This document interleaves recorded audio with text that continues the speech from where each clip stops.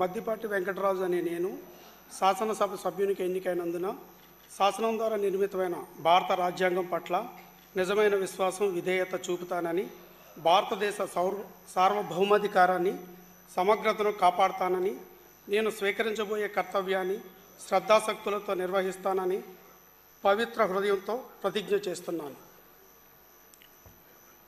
ఆంధ్రప్రదేశ్ శాసనసభ సభ్యుడినైన మద్దిపాటి వెంకటరాజు అనే నేను సభా నియమాలకు కట్టుబడి ఉంటానని, వాటిని అనుసరిస్తానని, సభా మర్యాదలను పాటిస్తానని, సంప్రదాయాలను గౌరవిస్తానని పవిత్ర హృదయంతో ప్రతిజ్ఞ చేస్తున్నాను. శ్రీ వెంకట్రావు యార్లగడ్డ.